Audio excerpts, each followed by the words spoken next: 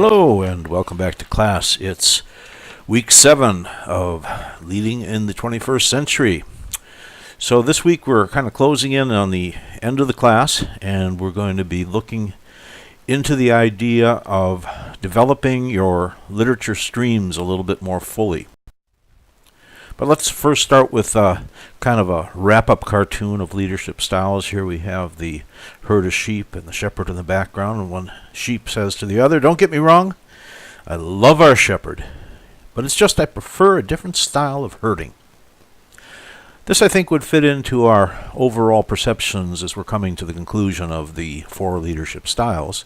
We haven't talked that much about the followers. We have spent a lot of time talking about the leaders, but in the end it's the relationship between the leaders and the followers that's going to make an effective leadership style. So this week there are no specific readings to deal with. Yay! You're going to be working with material you're going to be drawing out of the library. Alright, so you still have to read something, but I'm not going to tell you what. And we're going to be choosing, each of you will choose your own particular leadership style you want to investigate more fully. You can choose transactional or transformational or charismatic or narcissistic. I would like you to stay within those categories, okay, so that we all know kind of where you're coming from with this. And then you're going to be drawing out from the library abstracts. Okay, you don't have to pull the whole article. You have to do have to pull the abstract itself, and you're going to be organizing it into a stream of literature, starting with the broader material, the more foundational, and then leading up to the more specific, more modern, and showing how the leadership style, this particular theory, has developed, over the past 20 or 30 years to where it is today and what people are doing with it. And this leads directly also into the topic for the week for discussion, where you'll be saying, well, if I chose to work with this particular leadership style, how would I develop a testable research topic out of it? Last week we looked at how leadership styles and theories were tested, okay, and used in empirical studies. How would you use what we know so far in a empirically validated study?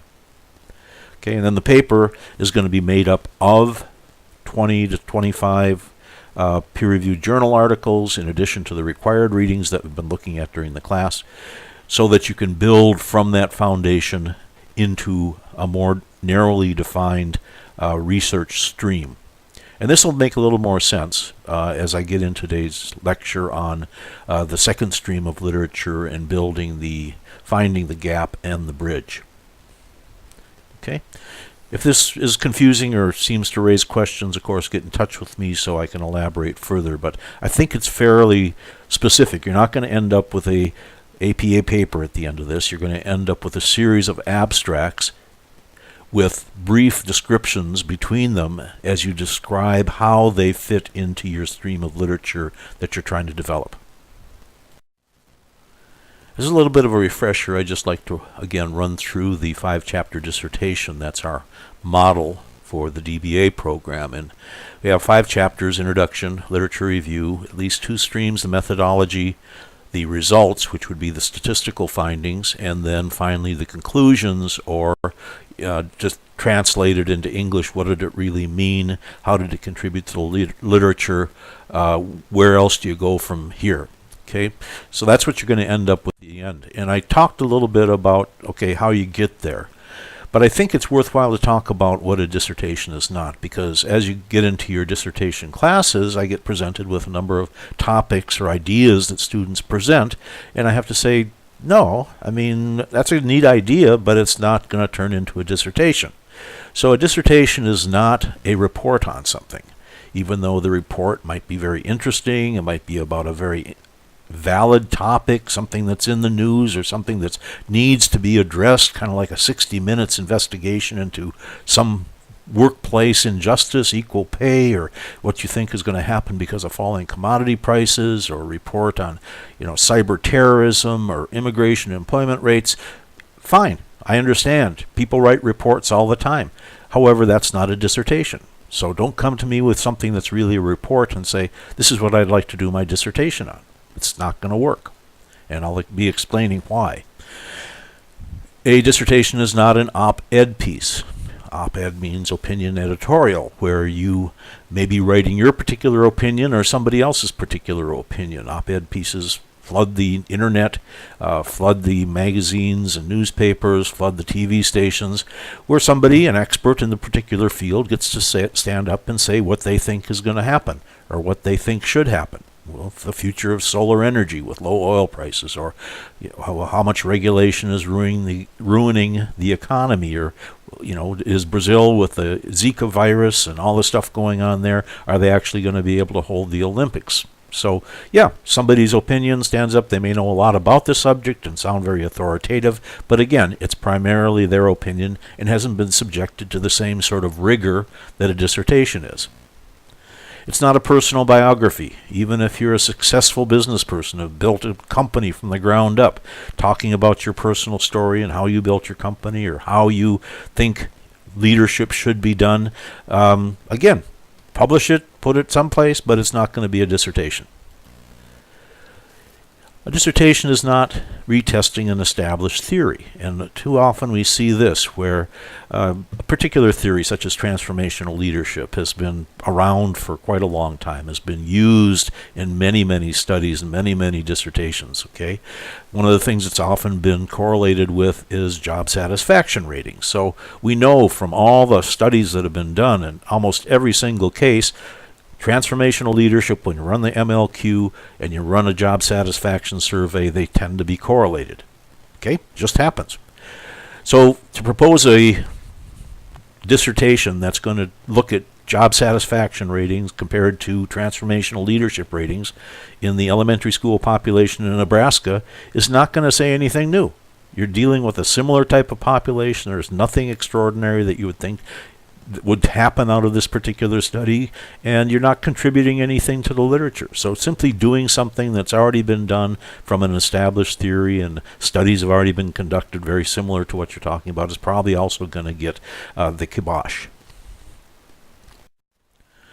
So now we're going to get more into what the dissertation is really going to be about. And again, I've talked about this before, so I don't need to go through this again. But today we're going to be dealing with the second stream of literature, synthesizing the streams, defining the gap in the bridge. Okay, and in the early stages of the dissertation process, this is what hangs people up because they don't really understand what this is all about. And I'm going to do my best to try to explain it. Why two streams of literature? Well, two streams are both coming from accepted, validated theory. That means when you put them together and you synthesize them, you don't have to explain that where this idea is coming from. You're going to supply a body of literature and a stream of literature from foundational literature up to the current time that has already been through the peer-reviewed journal process, has already been established, already has majority viewpoint in the field, and so you've got something that people already say, yeah, we think that's probably true. We think this is true. And then you have a second thing that people say, yeah, we think this is probably true also. So when you put them together, you really have to just prove that putting them together works. You don't have to prove whether either one of those bodies of literature or the stream of literature that you're developing out of it, you don't have to prove those to be true. You just have to prove that the synthesis is true, or as close to true as you can possibly do. So by synthesizing two streams of literature, you're contributing to the literature in both fields that you're drawing from. And that's a good thing. A unique synthesis provides value. Okay, and so to come up with something that has never been done before and say, well, look, nobody's ever done this before, I'm just going to do it on my own. There are studies that do that, where people just go out and kind of throw caution to the wind and try to establish a brand new theory on their own. But that's not going to happen during a dissertation unless you want to spend the rest of your life doing it, which most students say, I don't want to. I want to get finished quickly. So the way to do it is to develop one stream of literature from one body of literature in a field, take another stream of literature from another body, and then put them together and come up with your brilliant idea there. Well, how do you do it?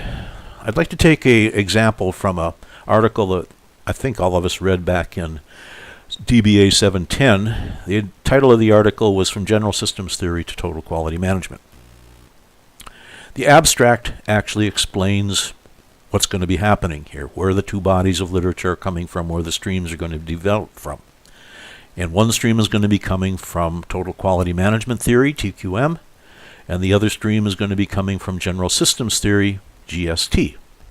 They're going to be combined together, compared, contrasted, and eventually synthesized to come up with a new approach towards total quality management based upon General Systems Theory. Okay? So many times the abstract will actually tell you where this is going to be based, how this is going to be done. So developing the literature streams, well, we got to go back, and now we're going to look at General Systems Theory and Organizational Studies. That's going to provide the foundational literature from that field. Then we're going to look at TQM and go back to look at Demings and some of the early contributors in the development of TQM theory, and that will provide the foundational literature there. Then you take the foundational literature and you develop it further. You develop your stream of literature, taking it from the earliest beginnings to the more current and recent research that's been done in the area. But in addition to that, you start to narrow it down and start to bring it into the specific thing that you want to talk about so you can bring these two theories together. So here what they've done is they've defined the gap, which they even say is the gap in the theoretical literature between these two theories. So they have GST and they have TQM, and underneath them they have a series of linking connections under the categories of the basic assumptions, the organizational goals, the organizational purposes, the systems model, the management functions, and system boundaries. They're using these criterion to compare and contrast how General Systems Theory looks at this and how TQM looks at this. Okay, so now they've got their gap. Now they want to build the bridge.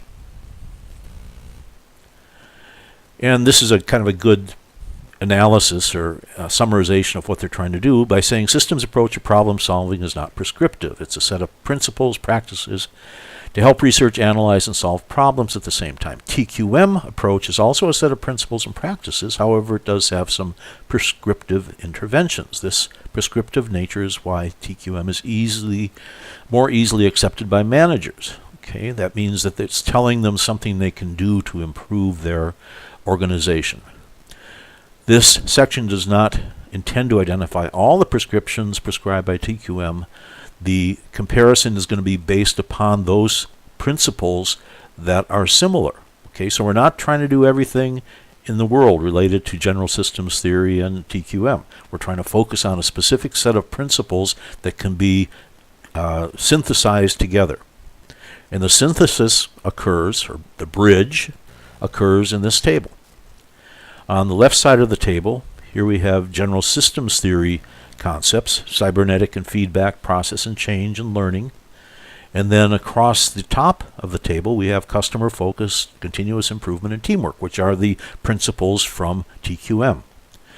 And what the synthesis has done is in each one of these categories, each one of these intersections, the authors have provided how TQM and General Systems Theory are actually trying to do the same thing. So for example, cybernetics and feedback is related to customer focus by the intent of linking together the organization with their customers and with their suppliers. It also focuses on information collection, which is necessary to make this linkage happen. Okay? Cybernetics and feedback is kind of like the control mechanism of a system, of any type of system or an organization. Okay, so information is obviously important to control it. Also, then there's a connection between continuous improvement and all three of the principles of GST. And then there's a connection between teamwork of TQM and the process and change and the learning, especially the learning involved in General Systems Theory. So that's the synthesis. That's how it's put together. That's the bridge that connects TQM and General Systems Theory, or TQM and GST together. That's what you're trying to do. Let's look at it graphically. Here we have TQM We've decided that's going to be one of our streams of literature, one of our bodies that we're starting from, and we're going to be coming out of the field of general systems theory. Moving up into the stream, we're now going to focus on subsystems in TQM, the production systems, the information systems, and the human resource systems.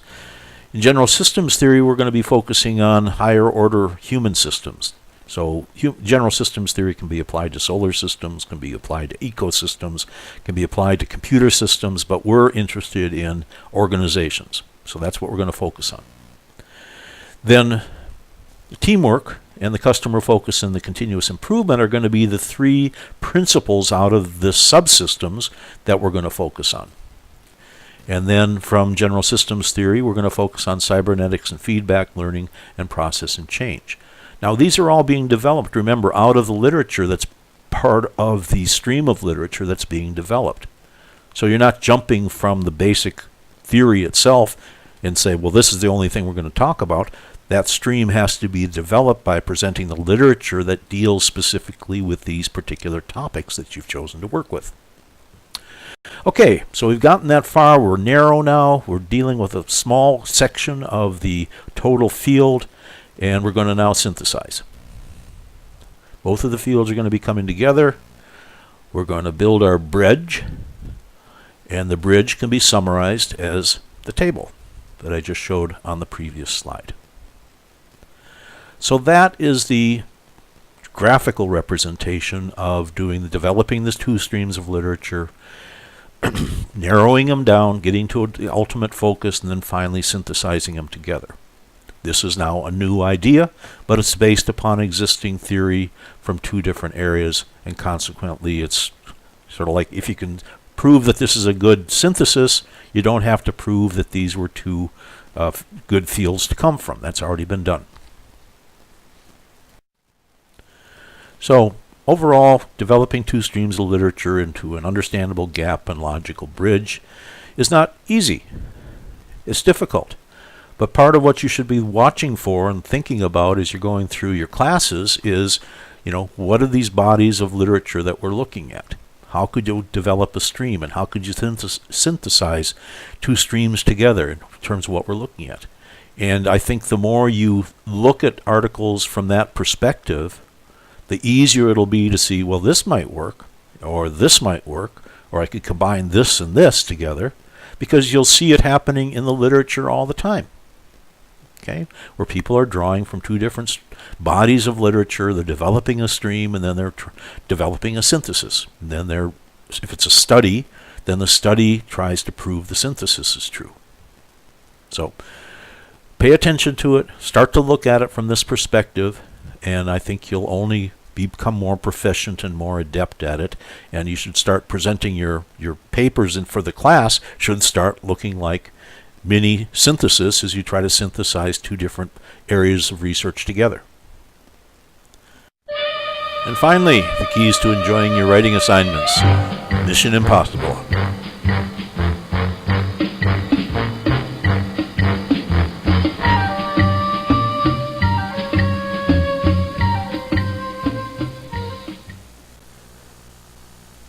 Goodbye, and good luck.